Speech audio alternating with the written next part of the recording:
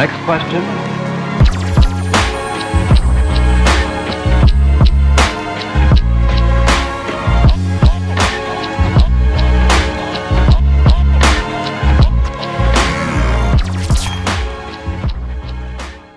Ladies and gentlemen, in the days where being called a degenerate is a good thing, myself, Tristan Bigwa Brady, and my man, Mr. Dr. LB, baby, remember the name. My bracelet, bro. Jeez. I just broke your bracelet? Almost broke my bracelet. Oh, all right. That's how hard we're going in the paint right now, ladies and gentlemen. In the days where being called a degenerate is a good thing. In the days where being an ape is a good thing. In the days if you're not trading stocks, you're left behind. We're here to give you the news. We're here to give you everything that you need to be successful and then some, baby. What we're talking about today, Wall Street bets, meme squeezes, and mental health. I'm so happy to be here with you. Happy to be here, bro. Oh, as always. I love it. I love it. I feel since we started doing your aftermarket straight live, we haven't been here in like a we month. don't even make any other videos. It's just straight. Everything's on there. There's no other point. Well, we're back, ladies and gentlemen. We love you guys so much. Shout out to all of the people that watch this video every week. We're gaining subscribers fast. You know what that means. We just broke the 500 mark. Let's get a little dap up for the 500 mark. Huge milestone. Next up, 750. After that, 1,000, baby. After that, 1,000, baby. And then you know what's to the moon. After that, the shorts have to cover. And then we squeeze. And then we squeeze, baby, and then we squeeze. Sure. So the whole purpose of this podcast today is talk, like I said, about meme squeezes and mental health. AMC absolutely went insane today. Absolutely went insane. And by the time you're watching this, it might even go more insane. So from your perspective, you didn't play AMC, did you? No, I had GME. You did. Okay. You did the GME equity squeeze. How was that for you? I knew you were screaming all day or all week about the squeeze. So everyone just thinks Wall Street Bets is running this, like they're running this is running this. Retail's not running this squeeze, man. It's all about hedge funds against hedge funds, and Wall Street Bets just kind of threw some gasoline in the fire. So that's really what's happening right now. And if you've seen why I called GME at 169 like 10 days ago, I think. Yeah, it was a good week. I posted it. I posted everything why it was happening, what's going to happen before anyone knew what was going on, and exactly what I said came true. And it was for a completely different reason than Wall Street Bets jumping on the stock. It had nothing to do with anything. So if you actually know why the reasoning is behind it, that's what. I mean, we have a special guest over here. Hey, get him over here! Yeah, get him on yeah. camera. If you're gonna walk by and be all nosy, get over here with Kobe. Yeah, come on, bring him in. Come on, let him hit it. All right, bring him in. We have the maestro. Yeah, come on over. We have the visionary for my stock. The chief He didn't want to be a guest, but he just decided. He's the one who takes all the plays right here. Let's get a camera on this guy right here. This is the reason we're all here right now. We're live right now. Are we live? We're live. You walked into the set, brother. Podcast. You guys continue. I gotta step out of here. We gotta get him on the podcast. I gotta walk the dog. Like this video to get T-Bone on the podcast. I gotta go. Alright, reset. Let's go. Like this video to get T-Bone on the podcast. I was trying to go after him like cheaters. Got him cheating on his own fucking company, bro. Whoa. Like this video to get T-Bone on the podcast. All right, subscribe, share this with your grandma. We're gonna get T-Bone on. At least 30 comments. T-Bone will be on the next podcast. At least 30 comments. 30. Let's go. But speaking about comments, it's hedge fund against hedge fund. This is just, Wall Street Bets is just gasoline on top of a forest fire that's already happening. What were you seeing? Man, so what happened in GME actually, it was like, so all these things are going through this thing called a gamma squeeze, and people think they know what a gamma squeeze is. That word goes around a lot, but no one, like a lot of people don't really understand what a gamma squeeze is.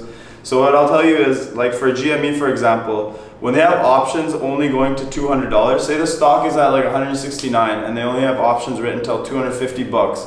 When that stock starts getting closer and closer to 250 bucks, the market maker then has to write options that are higher. And when the market maker starts writing $275 calls and $300 calls, they have to buy the underlying stock so they can hedge against their own call option. So that's what a gamma squeeze is. When they start writing higher priced call options, they have to buy the stock. When they buy the stock, the price goes up. When people buy that call option, the price goes up. So that's what a gamma squeeze really is, and that's what people don't really understand about the whole situation happening here. So that's the real reason this is happening. It's not because Wall Street Bets is buying 10 shares of AMC and GME. Like, they're not moving that stock. It's a hedge fund trying to blow up another hedge fund because they're in competition. Okay. So that's what's happening here. Okay, so for those that don't understand the gamma squeeze, when does it end and when does the price come back down? And It's when the market maker catches up. So when the price stalls for a little bit and they have all the call options in place on top, that's when it ends. That's when like it's over basically. But no one can tell when that is because no one knows when the price will stabilize. No one in the world thinks GameStop is a fucking $250 stock. You know what I mean? I bought it at $169 and I was sweating. I was like, fuck, should I really buy this? I knew exactly what was going on, what was gonna happen. But it's still buying a used game fucking salesperson for $169. Like what? I could buy Apple for $113. I know it all matters on market cap, not share price, but I mean still GameStop for $169. I wouldn't even buy that business for $169. So once again, for those that don't know, when that price hits the top and then the stock comes back down, what causes that rocketing down of price? And can you play it on the downside, or is it too risky? Man, these stocks are super volatile. You know, when everyone and you like, I got Instagram messages from at least like 15, 20 people today. Can I buy AMC here? Can I buy GME here? Is it worth it? How long is this gonna go?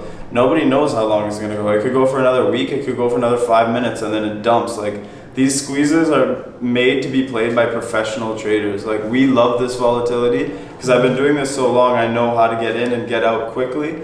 But when like random people are messaging you and they just want to buy it in their TFSA and hold it, like, diamond hands is not my thing. I'm always scaling out. I never supported it. I never will support it. And yeah. What's your theory on this? Like, how are you seeing this? You seeing all these prices skyrocket? You don't feel like, oh, I should jump in. I need some of this action. People are making huge money. Man, after, you know, when you take a couple of losses and some good losses and you get punched in the mouth, you don't want to get punched again. So FOMO, and this is going to tie into like the mental health segment. Seeing people make a lot of money doesn't affect me the same ways that it did in the past, because I know if I try and jump on a moving train, I can get on a great seat, or I can get my ass ran over. Yeah. So seeing, if I am now paying more attention to Wall Street Bets, I'm now paying more attention to the price action, what the stock is actually saying, what the charts are actually saying. So if I see something, and especially looking at penny stocks, because they run 100, 200, 300, 1,000% sometimes, and it's like trying to time, or like trying to herd cats. Like, you can never get the timing perfect unless you get it at the very beginning before it actually happens. And I've been left with the bag before, where I'm holding, you know, 2 million shares of a shit company that is never going to come back, and it's and it goes from, you know. I think a lot of people have been there too, bro. It's like the FOMO. The good traders will be in the trade and they'll sit in the trade for a while, and then it'll spike, and then they'll start taking profits. And the newbies, they'll see a stock up 300% in the same day. They'll jump in and they just mark the top. Like, that's the top of the stock for the rest of its life, as far as penny stocks go. And it's the same way with AMC, GME. People bought back in the day for $300 GME. Thinking it was going to keep skyrocketing. Thinking it was going to keep going, and now they got a little pop and they can get out for less of a loss. Is it really worth it though? Because you're sitting there day after day watching profits go down, down, down. Your account get held down, down, down, down. Your cash tied up in this, and then, you know, lo and behold, you're waiting, praying. That does a damage to your mental health. Like, to sit there and hold a bag and then hope and pray, like smoking. I call it smoking on hopium. Like, just wait. Like, please squeeze me. Yeah. You're jumping out of your seat at any sort of price action indicating towards the top, and you're just like, shit. And now and that's why I don't play GME options. Like, that's exactly why I don't play GME options. The IV on that is untouchable. You can't. It's like stupid. That's why I played equity. I bought $64,000 worth of equity. I was sweating if I were you. I'm like, what am I doing? But then I was like, I know what's going on. I know what's happening. I know what's gonna happen. I had a target of $200, bro. I bought them at 169. I thought I was gonna get a quick $30 move. Went straight to 200, then it went straight to 220, then it went to 240, and today it went to 262. And I still have a piece, so I'm just gonna hold that piece, see what happens. Put tight stop loss under every level that goes up, and just play it out. Let's see what happens. It's super inspiring to hear you just over and over and over again. GME squeeze! GME, like for the last week and a half, all I hear is this dude downstairs, GME 175, GME 200.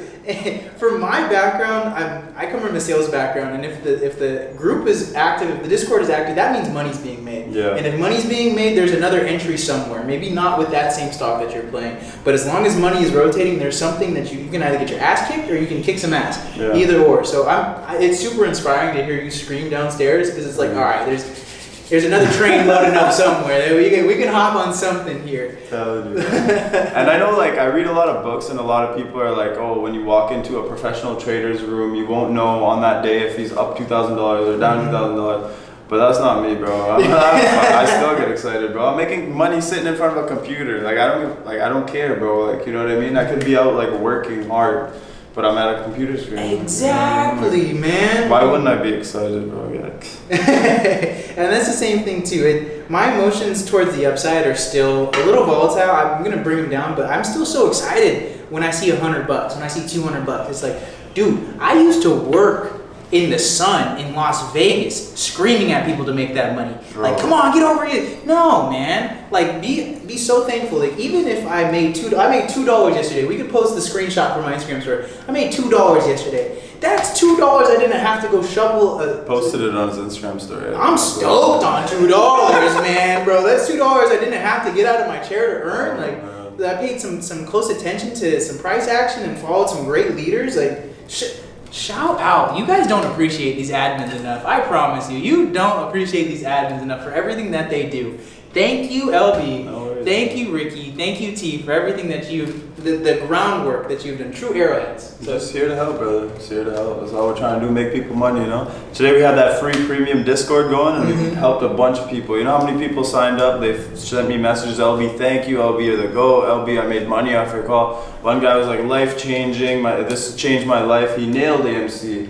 The guy, Sean Key. Yeah, shout out to you, bro. Hey. He diamond hands AMC. He made like $30,000 today on a small account. I was like, wow, lives are being changed, you know what I mean? And that's why I do this. Like, it helps so many people change their lives. It makes them see the world in a different perspective. You don't have to. I've been working since I was 13 years old. I probably worked like 6 different jobs in my life. I've done everything. I've been through dental school. I got my real estate license. But like sitting in front of a computer and seeing charts and literally watching people's psychology switch on price action, it's a whole different ball game. It's something. Trading is you versus you. It's not you against anyone else. So if you can control your own emotions, you can sit there and chill and see red and know that you're in the right trade, even though, like GME for example, bro, they sell $2 fucking old FIFA games. Yeah, right. And I bought their stock for $169 knowing that I'm right. You know what I mean? I fucking $64,000, you know what I mean? Like, I was like, at first I was like, what am I doing? But then I was like, I know what I'm doing. I just chill. And then I just get it and just hold it. You spent a master's degree on GME, bro. If you want to start looking at it like that, you bought a 2-story home in Guatemala on GME. Congratulations to you, and it worked out. It worked out, bro, and the whole group got paid. I mean, what's better than that? Making money with your friends, you know what I mean? Mm-hmm. Making money and having fun, that's all I preach always, bro. Yeah. Always. Hey, I am a living disciple of the Church of LB. Make money and have fun. I swear we're the only ones that make noise in the house, bro. I always hear you screaming upstairs. I'm always screaming downstairs. Everyone else is just like, listen to CNBC. That's Put some music on. For real, Put some music on, man. I think this is a great segue into mental health and staying positive, because whenever I put something positive in the chat, you always back it up. You always say positivity is key, and that's something that I've been preaching well before I got into sales, well before I started doing trading, well before, you know, I even realized who I was in like a celestial inside of like a soul being. Like, if you're gonna do something, if you're gonna roll the dice, if you're gonna stand at the table and play with your money, play with your time, play with your energy, you better hope that you're gonna win. You better go in there thinking like, okay, at least I have a shot. Because if you roll your dice at the table and say, I lost, like, you might as well just give your money to the market makers. You might as well give your money to the casino. At that point, you're just playing like with a sliver of a chance of hope. No, go in there like, this is it. I'm gonna do it this time. This is what it is. Because when you have that attitude, and I think before you even place a trade, you need to have your attitude right. You need to understand what game you're playing and understand that you are here for a positive outcome and not a negative outcome. Because for so many people, this pessimistic outlook on life that has been slammed into you from American media, slammed into you from Western media, slammed into you from from so many different cultures. Like, don't get too happy, don't get too excited, don't be too optimistic. This could go wrong, that could go wrong. You just quoted one of my favorite books, bro. Think and Grow Rich. Just think about it. Just think it, and it'll come true, man. It'll come to you. Just think it. That's it. That's one of my favorite books as well, man. It teaches money consciousness, and when I was living in San Diego, shout out to my mentor Stephen De La Cruz if he ever watches this. I would stand on his penthouse balcony and just look, and I would count cars, and it would literally be an average about 10 grand. Like, if you think about it, every time you see a car pass by in America, we'll say 10 grand, 10 grand, 10 grand. You watch 100 cars go by, you just watch, what is that? $1 million right there to go in front of your face.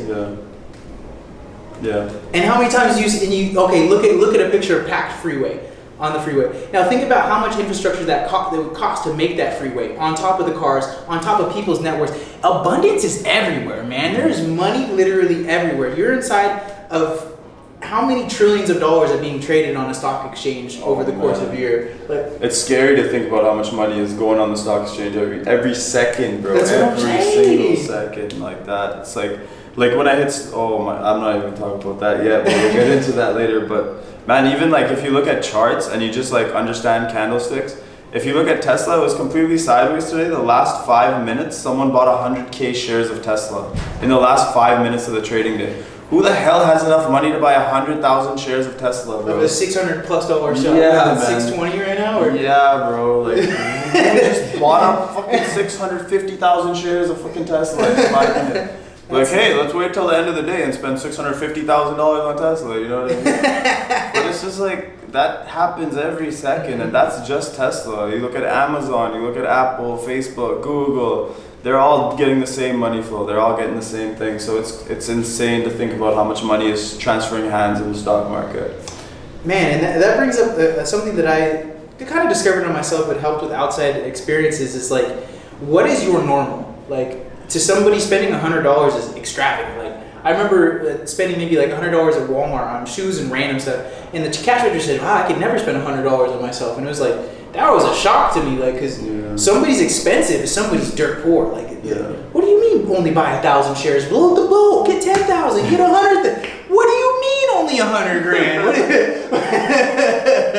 So the more that you get into the game, and the more that you put dedicated focus into growing your account, your normal is going to be different. Yeah. Like you losing $1,000 today is not going to be the same feeling that when you lose $1,000 a year from now, 2 years from now, and you could speak testament to that. 100%. 100%. Yeah. Bro. So you were a living example of that. Bro, back when I started, I'd lose $100. I'd like, it ruined my day. I fucking worked like 3 hours for this shit, and I lost it in like 2 seconds trying to buy a penny stock. You know what I mean? But then, like, you know, as you move on, $1,000 losses don't really matter. $5,000 losses don't really matter. $10,000 losses don't really matter. I made like fucking 20K on this stock. What do I care about losing 5,000 on this stock? You know what I mean? Like, it's all net. Your whole account is together. Treat it as a whole, not as one position. You have 5 positions. If 3 of them make 10K and 2 of them go to 0, and you lose 5K in each of those, it doesn't matter. Like, you know what I mean? You're still up. So that's what you should look at trading. Like, you shouldn't just worry about singular positions. It should be your whole account as a whole. And if you're only in one position, then don't watch that position every second. Yeah, take your eyes off it. And you know that speaks to crypto traders as well. Like, if you're consistently looking at your portfolio all throughout the night, it's not a healthy thing to do. It's really not. Have trust in your trade. Have trust, but before you put your money in, do the research, because after you put the money in, it's already in the game. You already set it into motion. Yeah. Proper preparation prevents piss poor performance. Shout out to my boy Brett Lambert. He taught me that one. Always do your DD. Proper preparation prevents piss poor performance. The 6 P's of success. Yeah. And there's another thing I see a lot of new traders doing. They look at daily charts to chart, and then right when they get the position, they switch to a 5-minute chart. Like, your whole play was based on daily candles, and then you switch to 5-minute, and you get scared. Shout out to my man Boogie. No, I'm just playing. I love you, Boogie. But yeah, your whole play was based on a daily or a 4-hour, an hourly chart, and you get scared out by a 5-minute candle that goes down 10 cents. Like, it doesn't make sense. Don't do that. If you're playing on a 5-minute chart, then play by a 5-minute chart. If you're playing on an hourly chart, watch the 5-minute, but don't get scared out on one little 5-minute candle. It's still an hourly play. Sit it out. Watch what happens. Believe in yourself. Like, have some faith. Have some confidence, man. And like me and Trishan, just have some confidence. Yeah. You know, confidence comes from certainty, and certainty comes from repetition. The more that you do something, the more that you put yourself into an arena where you're unsure if your skills are going to take you to the other side, and then you come out with a positive result, the more confidence that you build. So if you're holding cash right now and it's out of fear, it's not out of caution, it's not out of, you know, I'm going to hold on and see where the market moves. If you're holding on to cash and it's out of fear because you don't want to lose it, you're not going to progress. If you're not growing, you're dying. There's no such thing as staying same level. You got to either keep on moving forward or you're going to start slipping down the mountain. And that's where confidence comes from, is putting yourself in uncertain situations where you think you have a good chance of success and seeing how you fare on the other side. And you know, that goes with girls, that goes with stocks, that goes with business, that goes with sales, that goes with sports, like across the board. The more difficult competition that you put yourself against and the better result that you have at the end of that through repetition builds confidence. So some people don't have the recipe for confidence. Like, so this is not something that's taught in schools. And what LB teaches, what Ricky teaches, what T teaches is not taught in schools. It's not taught on YouTube. You gotta find a mentor. Find a mentor. Find somebody that you like and you want to be more like, and then buy them lunch. Take them out to dinner. Make them pancakes. Who knows? Do something that makes them think of you in a positive light, and then they're going to give you positivity back. So you get what you put out. If you feel like you're not getting enough out of the world, you need to provide more value at the end of the day. At the end of the day. If you want to make more money, you need to provide more value. You need to do more due diligence. You need to find out what it is that you're actually doing that is a profit-inducing activity. And then you need to figure out how to increase your time, increase your efficiency and then start automating. And then once you, that's it. That's it. So let's get one last little segment going here. Where do you think the market's going next? I was listening to St. Lucci, Wall Street Jesus, and ever since the Fed started printing money, and I started noticing too, stocks don't move how they used to. No. And it's consistently piecing up. It's always piecing up, always piecing up, always piecing up. And I was listening to him talk, and he's more of a short trader. He's more of a bear, and he switched over to crypto because it's a more emotional type of landscape where it's not only American traders, it's now outside money. It's more like a forex type of game. And crypto's way easier. Yeah, I think so too. Way easier, bro. It's way easier. No premium burn. You can the price action is from my beginning standpoint of charting. Price action on crypto, I can take a look at it and you know, draw lines in my mind. But when I take a look at like an option or a stock chart, and I have to choose a date, and it's like, okay, well, I think it's gonna reach this by this. Yeah. And if I'm a week late, I lose. Oh man. Stocks are run by like 90% algos now. It's not human behavior anymore. Mm-hmm. So crypto is still human behavior. I'm not sure how many algos, whatever the hell, but just from my personal experience, I made like maybe 15 crypto trades or something. I've made money on like 14 of them, and the 15th one was positive, but I forgot about it while I was looking at a stock. And like, it's so clean, it's so easy, it's straight textbook, like resistance and supports. It's literally human behavior right in front of you. Whereas stocks, they'll like rip resistances with the algos, and then they'll come right back down into the range just to like screw humans. Yeah. So that's exactly what the difference is right now. Way easier. The amount of the time window that you have for options, especially when you're looking at charts, it's very tight. I've noticed that you need to be on top of it more than crypto, 100% more, because those algos can come in, rip the price up, and then that price is never coming back. Boom. Yeah. Just kill shorts and then come back down, kill calls, and then everybody's out of money. So if you're not on top of it, but to answer your question, where I think the market is going, I think it's a step ladder, and then eventually, I don't know when it's going to happen, there's going to be just a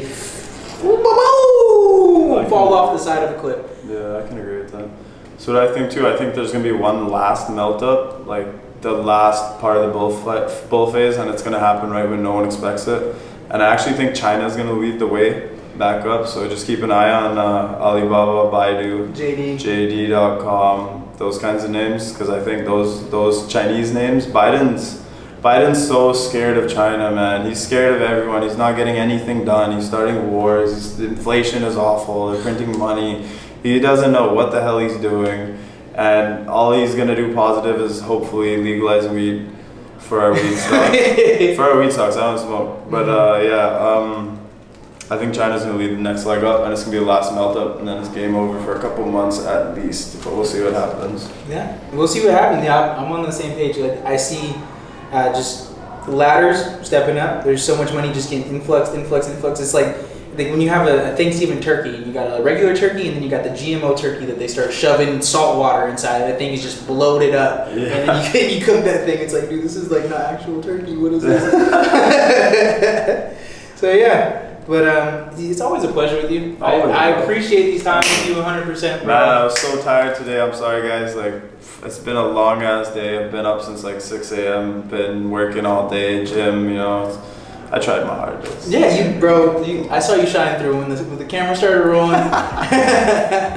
So without further ado, if you guys made it to this point in the video, smash that subscribe button. I hope that we give you guys a little bit of value. Hit the like. We're growing super fast. I'm super excited about it. I think at the time of this recording, we're at 511 subscribers. Our goal for me was 500, and we're already, what, like 2% over that or something like that? I'm stoked. 2%. I'm $2. Profit is profit, bro. Profit is profit. That's the talk of a real trader, by the way. Any profit or break even is much better than red. That's the right thing he's doing right there. That's the right mindset. And I'll leave you guys with this. In the art of jiu-jitsu, if you don't die, you won. So if you live to roll another day, if you live to fight another day, if you live to trade another day, if you didn't die inside of your trade, if you didn't die on the mats, hey man, kudos to you. Let's come back again and come back stronger. So without further ado, always all right, man. See you next time. All right.